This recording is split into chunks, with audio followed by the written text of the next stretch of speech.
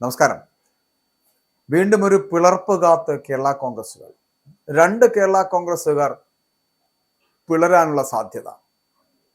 കേരള കോൺഗ്രസിലെ പിളർപ്പ് എന്ന് പറയപ്പെടുന്നത് ഒരിക്കലും ആശ്ചര്യമുളവാക്കുന്നതോ ഞെട്ടിക്കുന്നതോ അല്ല. കാരണം വളരുകയും പിന്നെ പിളരുകയും അത് പിന്നെ തളരുകയും ചെയ്ത പാർട്ടിയാണ് ഈ കേരള കോൺഗ്രസ്. ഇവിടെ ഇപ്പോൾ മാണിയും ജോസഫും, അതായത് മാണി ഗ്രൂപ്പും ജോസഫ് ഗ്രൂപ്പും,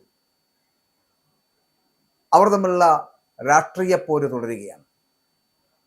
ഒന്നിച്ചു നിന്നാലും ചങ്കു പറിച്ചു കൊടുക്കില്ല, കാലുവാരും. രണ്ടായി നിന്നാൽ പിന്നെ പറയണോ എന്നുള്ളതാണ്.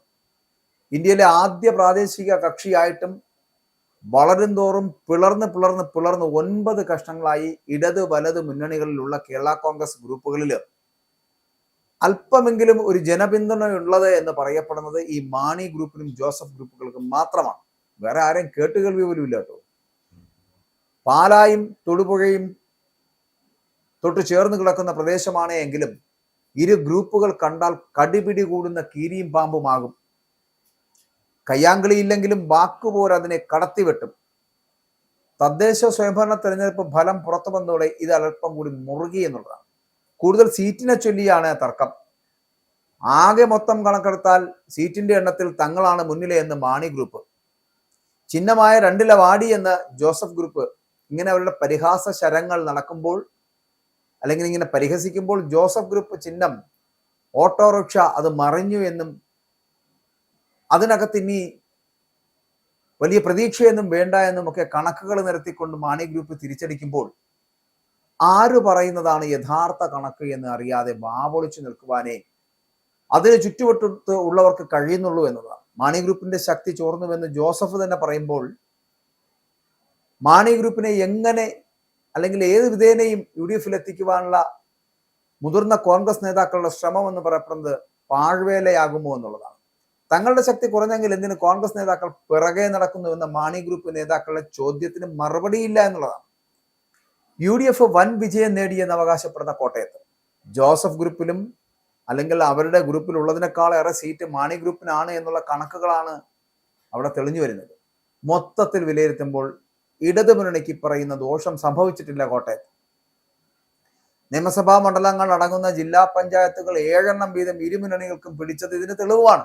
പഞ്ചായത്ത്, ബ്ലോക്ക്, നഗരസഭകൾ കുറഞ്ഞത് അയ്യപ്പന്റെ മുതലിൽ തൊട്ട് കൈപ്പൊള്ളിയത് അടക്കം ഇടതുമുന്നണി നേതാക്കളുടെ കയ്യിലിരിപ്പ് കൊണ്ടാണ് എന്നതാണ് വോട്ടർമാരടക്കം വിശ്വസിക്കുന്നത്. അല്ലാതെ അവിടെ ഈ പാർട്ടി താഴോട്ട് പോയി എന്നുള്ളതിന്റെ അല്ല.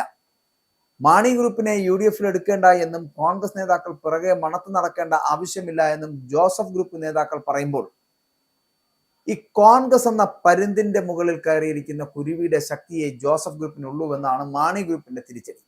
ഉരുളയ്ക്ക് ഉപ്പേരി പോലെ ഇരുവിഭാഗവും കൊണ്ടും കൊടുത്തും മുന്നേറുമ്പോൾ ഇതെന്തെങ്കിലും അവസാനിക്കുമോ എന്നാണ് ചോദിക്കുന്നത്. പക്ഷെ രാഷ്ട്രീയത്തിൽ എന്തും സംഭവിക്കാം. നാളെ ഈ 2 ഗ്രൂപ്പുകളും UDF അല്ലെങ്കിൽ LDF എത്തിച്ചേരുന്ന ഒരു സാഹചര്യം ഉണ്ടാകാം. അത്തരമൊരു ഗതികേട് സംഭവിച്ചാൽ എന്തായിരിക്കും പാളയത്തിനുള്ളിലെ പട എന്നോർത്ത് ഞെട്ടിപ്പോകുന്നത് അപ്പോൾ ജനമായിരിക്കും. ഇതുവരെ ആരും ഞെട്ടുന്നില്ല. കാരണം ഞാൻ ആദ്യം സൂചിപ്പിച്ചാൽ ഈ പാർട്ടി വളരുകയും പിന്നെ തളരുകയും പിളരുകയൊക്കെ ചെയ്യുന്ന ഒരു പാർട്ടിയാണ്. അതുകൊണ്ട് തന്നെ ഇവർ പിളർന്നാലും അവർക്ക് കുഴപ്പമില്ല, അവർ ഒന്നിച്ചു നിന്നാലും കുഴപ്പമില്ല. പക്ഷെ പാലായിലും തൊടുപുഴയിലും സീറ്റിന്റെ കാര്യത്തിൽ വലിയ വർധനവുകൾ ഉണ്ടാക്കുവാൻ കഴിഞ്ഞു എന്ന് അവകാശപ്പെടുന്ന ഈ 2 ഗ്രൂപ്പുകളും, കേരള കോൺഗ്രസ് ഗ്രൂപ്പുകളും, കോട്ടയത്ത് എന്ത് നേട്ടമാണ് ഉണ്ടാക്കിയത് എന്ന് ഒന്നുകൂടി ഒന്ന് സ്റ്റഡി ചെയ്യുന്നത് നന്നായിരിക്കും.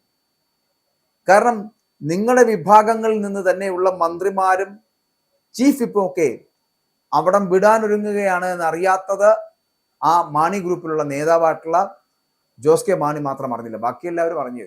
UDF പോകാൻ തയ്യാറെടുപ്പ് നടത്തപ്പെടുന്ന മന്ത്രിയും ചീഫ് വിപ്പൊക്കെ ഉള്ള പാർട്ടിയാണ് കേരള കോൺഗ്രസ് എന്ന് പറയപ്പെടുന്നത്. LDF നിന്ന് UDF ചേക്കേറാൻ പോകുന്നു. അതുപോലെ തന്നെയാണ് ജോസഫ് ഗ്രൂപ്പിനുള്ളിലും.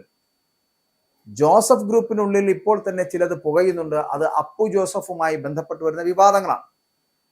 തലപ്പത്തേക്ക് അപ്പുവിനെ കൊണ്ടുവരികയാണെങ്കിൽ, അല്ലെങ്കിൽ ജോസഫിന്റെ മകനായിട്ടുള്ള അപ്പു ജോസഫിനെ കൊണ്ടുവരികയാണെങ്കിൽ തലമുതിർന്ന പല നേതാക്കളും ജോസഫ് ഗ്രൂപ്പ് വിട്ട് മാണി ഗ്രൂപ്പിനോടൊപ്പം ചേരുകയോ, അല്ലെങ്കിൽ മാണി ഗ്രൂപ്പിൽ നിന്ന് പുറത്തു വരുന്നവർ, ആ മാണി ഗ്രൂപ്പ് പിളർന്ന് പുറത്തു വരുന്നവരും ജോസഫ് ഗ്രൂപ്പിൽ നിന്ന് പുറത്തേക്ക് എത്തുന്നവരും അവരും പിളരും. അങ്ങനെ ജോസഫ് ഗ്രൂപ്പും പിളരും, മാണി ഗ്രൂപ്പും പിളരും. അങ്ങനെ ആ പിളർപ്പിൽ നിന്നുണ്ടാകുന്ന ഒരു പുതിയ കേരള കോൺഗ്രസിന്റെ രൂപം കൊള്ളും.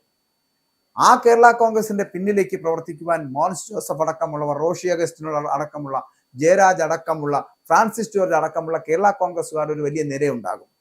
അവിടെ ഇല്ലാതായി പോകുന്ന രണ്ട് നേതാക്കൾ മാത്രമായിരിക്കും, ഒന്ന് ജോസ് കെ മാണിയും മറ്റൊന്ന് പി ജെ ജോസഫും. അവരൊഴിച്ചു കഴിഞ്ഞാൽ ബാക്കിയുള്ളവർ ചേർന്നുകൊണ്ടൊരു പുതിയ കേരള കോൺഗ്രസ് രൂപീകരിച്ചിട്ട് ജയിക്കുമെന്ന് തോന്നുന്ന മുന്നണിയുടെ ഭാഗമാകും. ഇനി ജയിക്കാൻ പോകുന്ന UDF ആണെന്ന് തോന്നിയാൽ ഈ വരുന്ന തെരഞ്ഞെടുപ്പിൽ ഈ മുന്നണി, ഞാൻ പറയുന്ന ഈ പുതിയ കേരള കോൺഗ്രസ് എന്ന് പറയുന്ന മുന്നണി, കേരള കോൺഗ്രസ് എന്ന് പറയുന്ന പുതിയ പാർട്ടി ഈ UDF എന്ന് പറയുന്ന മുന്നണിയോടൊപ്പം നിൽക്കും.